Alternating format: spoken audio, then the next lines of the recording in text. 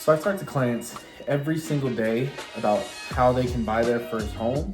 And the first things that they always ask me is, where do I start? How much money do I need? What's even the first step in this whole process? Do I need to call you? Do I need to call somebody at the bank? Or what do I need to do?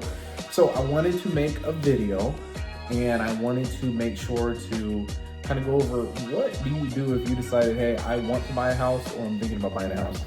So step one, if you want to buy a house, you get in touch with either a lender or your realtor, who should then get you in touch with a lender to get you pre-approved and see what you actually qualify for.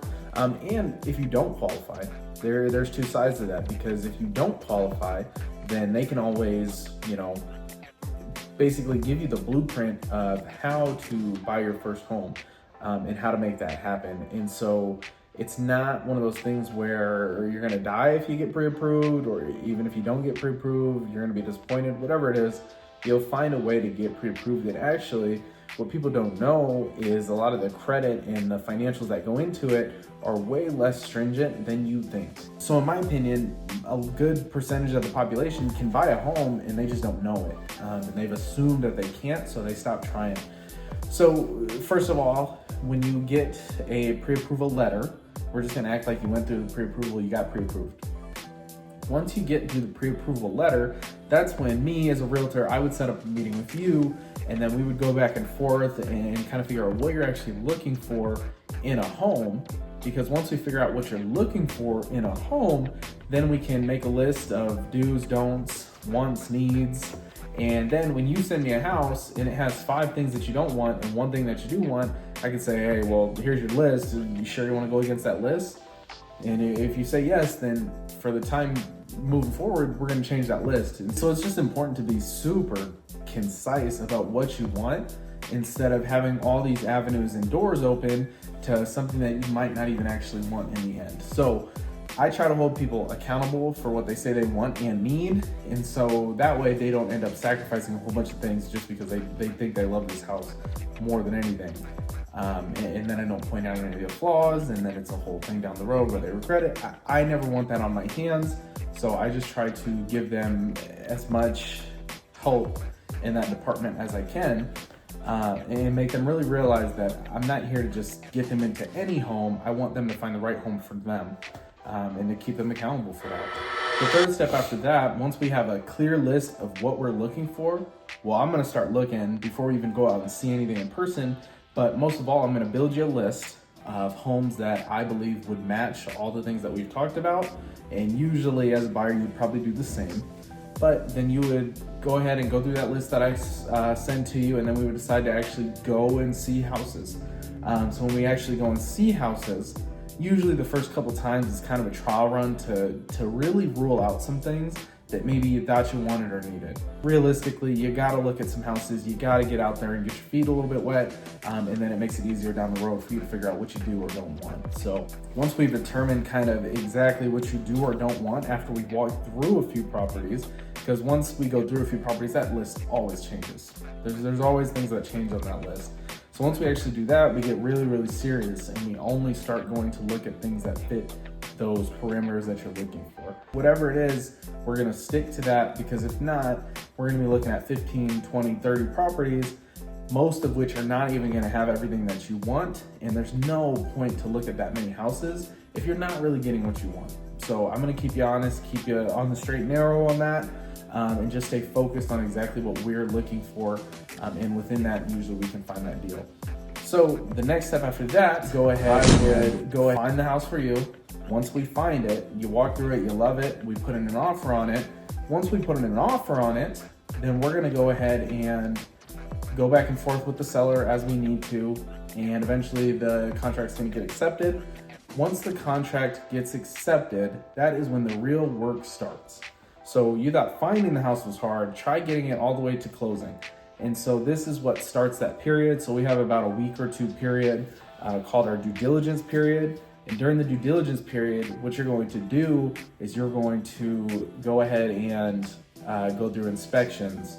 You're going to go through any kind of past issues that the house has, all the reports that the house might have had on it from previous owners. There's gonna be a whole bunch of things that we can look at, but most of all, it's basically going to be finding exactly what we do or don't want to see with that house and the history of it, and then we decide if we wanna move forward. And if we don't want to move forward, then we back out of that contract and we keep searching the same way we were. But if you get past your 2-week period, it gets a lot harder for you to get out of this contract with this house. So you really got to take this due diligence period serious, because if you don't, you're going to be held responsible by the time you get to closing for anything that you might have missed. And so you just got to do your homework. You got to make sure you spend the money to do an inspection or a survey if you're getting land, whatever it is.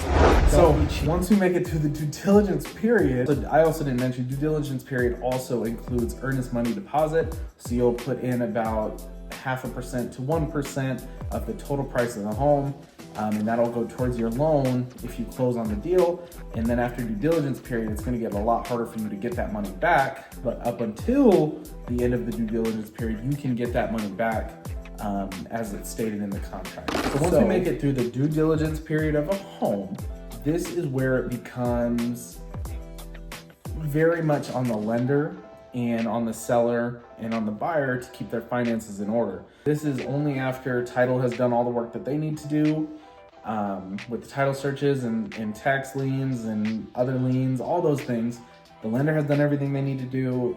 They've ran the application, submitted the application, got it accepted, and basically has gotten you funded, and the seller has taken care of all their things. Then that's when we move into the final stages, and you'll get like final numbers. You'll get what your monthly payment should be. You'll get the cash that you need to close. And then you also set up a closing date. And on the closing date is when you actually take possession of that property. So up until then, this property is in the seller's hands. And so you have no idea what's going on. So that is why we do a final walkthrough right before, probably within about 2-3 days of closing, to make sure everything is as it was when you saw the house. And nothing's moved, nothing's broken, nothing like that. So that's how you kind of make sure we have hit all of the milestones that we need to hit. And then we get to closing day and bam, we sign papers, you close, and you get your keys, and congratulations, you have become a new homeowner. Now it's a huge step, but it's easier than it sounds. No, you don't need to watch this 10-minute video again to figure out what you need to do to buy a home. Just call me or text me, and I promise you we can walk through it and see if it's actually going to be the right thing for you. Because it's not for everybody, but for a lot of people, they can qualify to buy a home and they didn't even know it. And that's what I'm all about, is getting people into their homes, getting them closed, and once they finally get their house, they come back to me and say, wow, we didn't even know at the beginning of this process if we could even buy a house. And those are the kinds of transactions that just keep me going. Because I just open the door to somebody's financial future. Someday they might pass that down to their kids or family members, or sometime in the future they might use that house, sell it to buy their next house, and eventually get to their dream home, quote unquote. So you don't want to be on the sidelines for so long that you're not going to be able to afford to buy your first home. And the way the economy is looking, that could be a possibility. So if you're looking to get into your first home, I guarantee I can help you with that, or at least get you started, and then we can go from there. But for now, that's all I got for you. I hope you learned something. And yeah, I'm going to be posting some more videos, so just stay tuned, subscribe, comment, do whatever you need to do. But yeah, I'll see you guys next time.